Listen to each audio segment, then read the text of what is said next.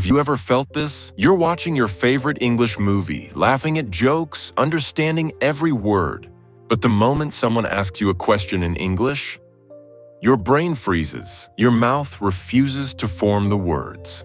And suddenly, all that comprehension you had vanishes.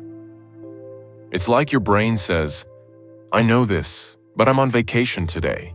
Good luck speaking." Here's the truth: you're not alone. Millions of learners around the world experience the same frustration.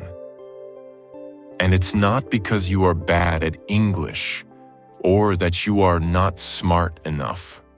It's because understanding and speaking English are two completely different brain processes.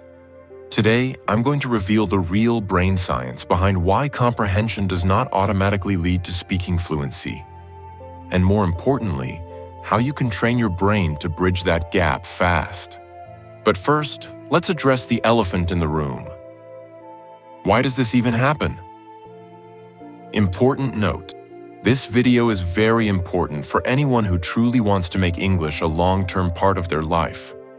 So make sure to watch it till the end. Let's go. The core problem: your brain is divided. Your brain has different regions for understanding language versus producing it. 1. Listening and understanding primarily use the Wernicke's area deep inside your left temporal lobe.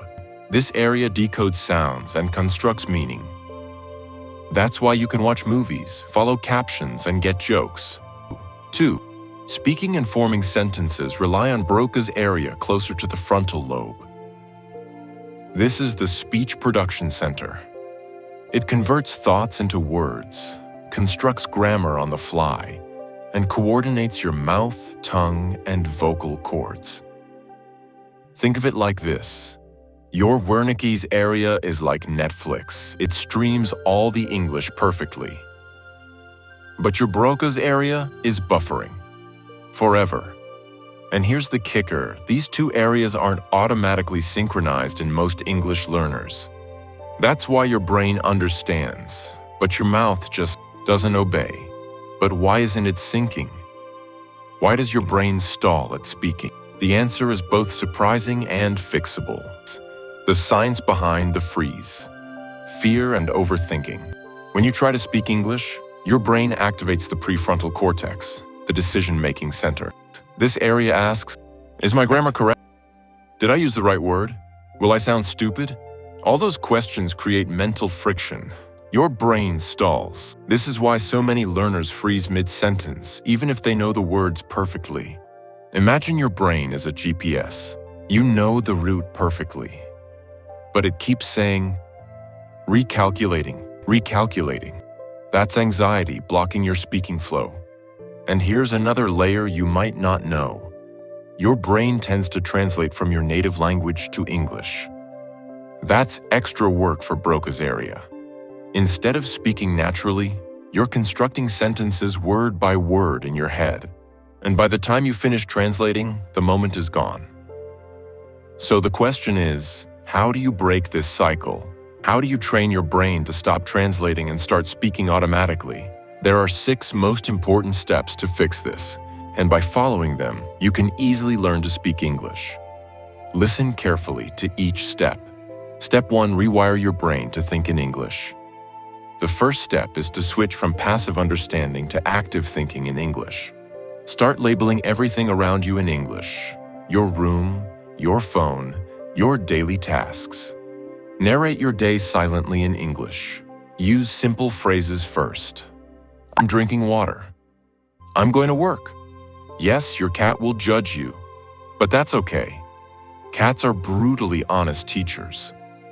The brain responds to repetition and association. The more you think in English, the faster your Broca's area adapts. Step 2: use shadowing to train muscle memory. Shadowing is a technique used by actors, language learners, and public speakers. Pick a short English clip, a YouTube video, a speech, or a dialogue from a movie. Listen 5-10 seconds. Repeat exactly what they say: tone, speed, rhythm. Why this works? It activates the same neural pathways used in real conversation. It trains your mouth and tongue to form English sentences automatically. It creates muscle memory for English speaking. But here a warning.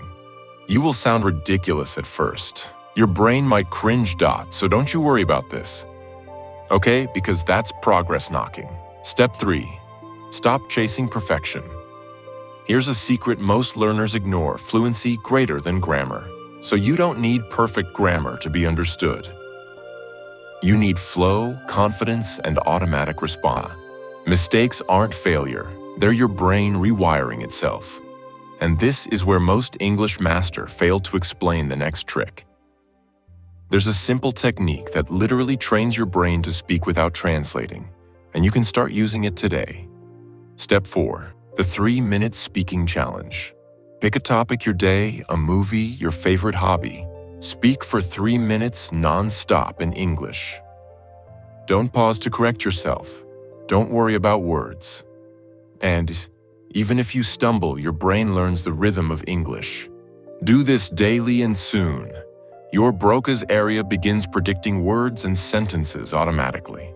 Think of it like training a dog. At first, it sits and stares at you confused.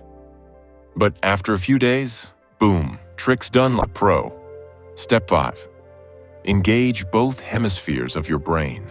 Speaking fluently isn't just Broca's area. Your right hemisphere controls intonation, emotion, and creativity. Use storytelling, emotions, and personal experiences in English. Act out a dialogue. Describe your feelings, not just facts.